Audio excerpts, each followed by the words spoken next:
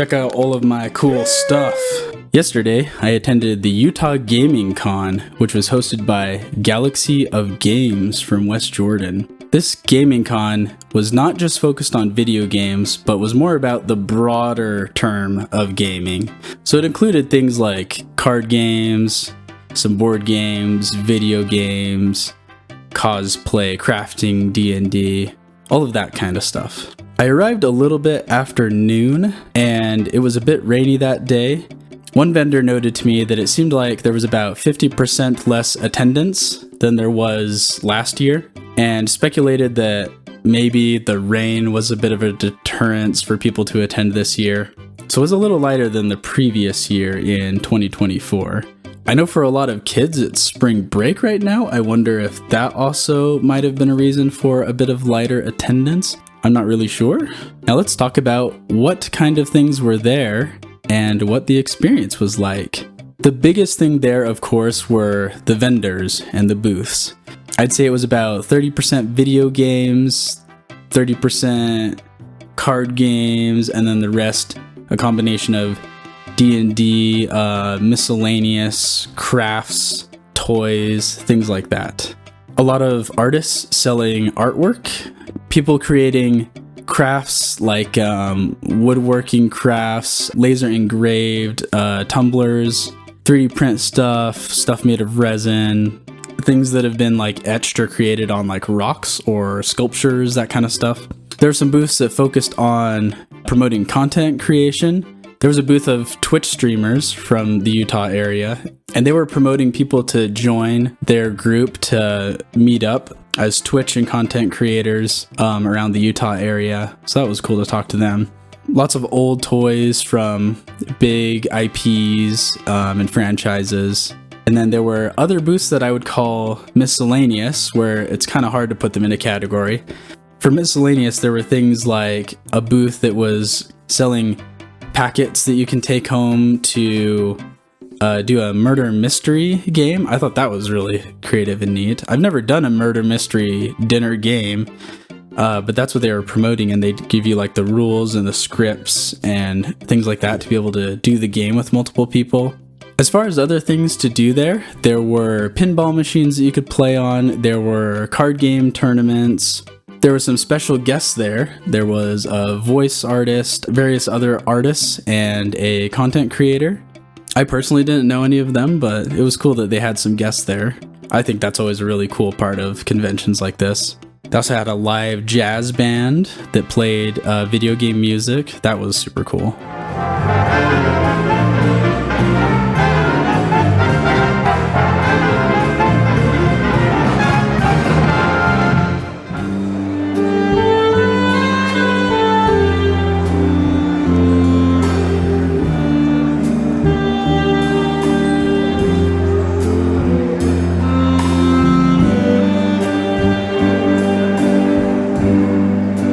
As far as some of the stuff that I picked up, I got loaded up with freebies, especially from the Twitch booth. They told me that Twitch just sends them a bunch of stuff to give away at events like this. And so they were like, take it. And I was like, sure, free stuff.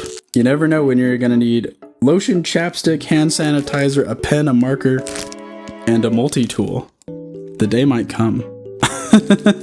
The booth that I always love to visit at events like this is Mega Yam Games. I've talked with the owner, Jared, quite a few times. Such a cool guy. And I got a Gachapon N64 stick from Japan from him. My sister recently went to Japan and got me a bunch of Gachapons like this, but she didn't get me a Nintendo 64 control stick. So I was like, well, I need that. I got 5 loose discs, 4 original Xbox and 1 PlayStation. I got Tenchu Return from Darkness, Tomb Raider 3 on PlayStation 1, Minority Report, Metal Gear Solid 2, and Max Payne 2 all on Xbox. I was mostly interested in Tenchu and Max Payne 2. They threw in a deal for 5 discs, and so I was like, might as well try and get the 5, see if they'll give me a better deal, and they did. And we made it interesting. I asked them if I could do $5 per disc or $25 total. And the guy was like, what if we did a coin flip? 1, 2, 3. Okay, heads. see what we got. Oh. You lose. I discovered how bad my luck is. The first time we did a flip, and I didn't know I was supposed to call it in the air, so we did a redo, which was nice of him. So we did the coin flip, I called heads, and unfortunately it landed on tails. So I did $30 for the 5. The last thing I got right before I left was Silent Hill 2. This was one where I was teetering on the fence if I was going to pick it up because it's an expensive game, but he did it for $90. Doesn't include the manual, but it was his personal copy. Disc is in great condition. He must take good care of his games, so kudos to him. And it's a game that I've been interested in for a long time. I'd love to collect the Silent Hill games. I've always loved horror and horror genres. And then the last thing I got, a bunch of other random freebies, business cards. Air Force was there, gave me a couple of things. Ow! Things that I liked about the convention. The thing that I probably like the most in general about conventions like this is just getting to know people, making connections with people, talking to people about what they're passionate about, how they started collecting, how they started their businesses, and what their vision is for their business. So I'm Steve Thomas, not officially yet, but it's Recon Relics is our name. We're just out selling vintage toys and new toys, but this is just a part of my collection that I have way too much inventory, I guess. So what got you into this hobby and this business? So my parents actually, it's kind of funny because they called me, like say 15, 20 years ago and said, hey, we have your old He-Man toys when you were a kid. Do you want them back? And I'm like, well, yeah, I want them back. I realized what I didn't have in that collection, and then it's brought all this on. Nice. So what's the coolest thing you have that people have overlooked here?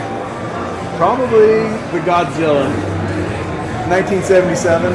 It's missing a few things here and there, but it's a hard one to find, and a lot of people don't.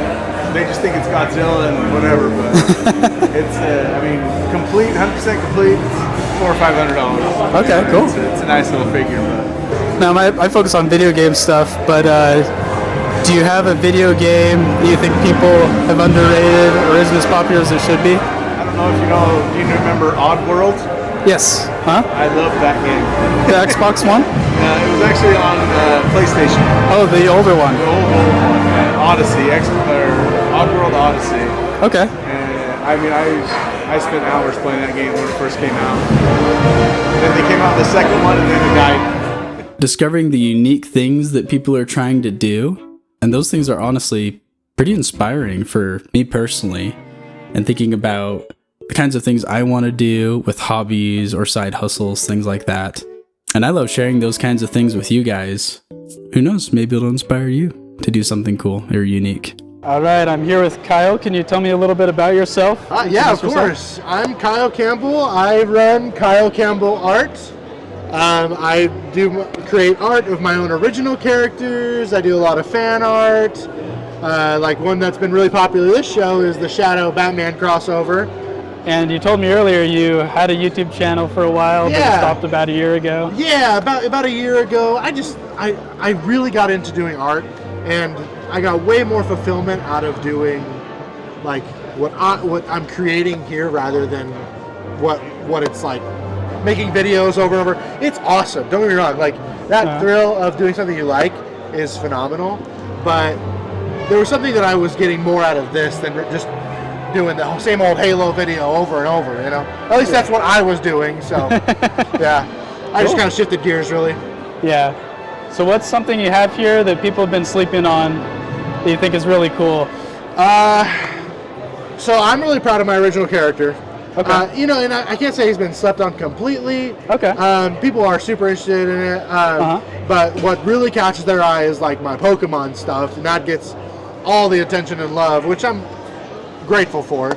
But this, I wish everyone cared as much about a Pokemon as they do my little man here, but it's okay.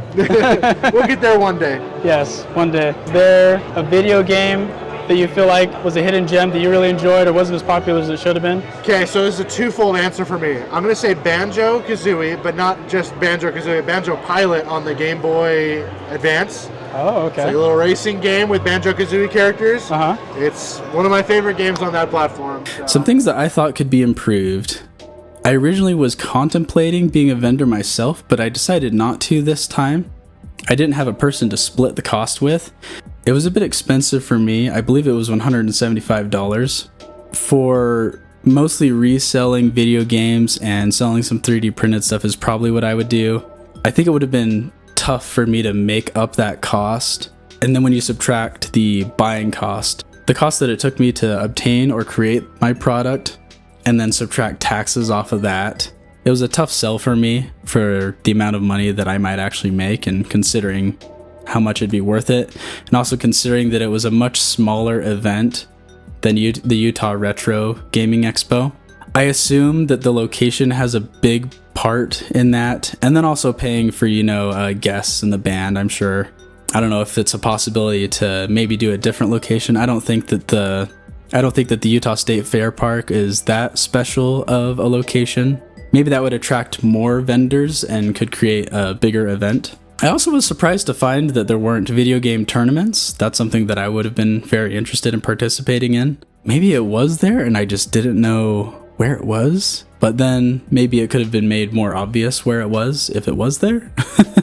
The only tournaments I saw were for card games, which I'm not as interested in, but maybe some of you are. And then last thing, this is maybe like a long-term in the future kind of a thing as they're growing. Maybe there could be more panels for the guests. I love panels and just hearing people talk about stuff. Maybe like prizes for just like giveaways or for the video game tournaments, things like that. In conclusion, I had fun. It was fun. I love getting out and just meeting people with similar interests and talking to them about those interests. I love hearing about people's creative passions and aspiring businesses. I hope to see this event grow and excited to see what things it might turn into in the future. Let me know what kind of things you'd be interested in seeing at conventions like this. I'll see you in the next video. Be good.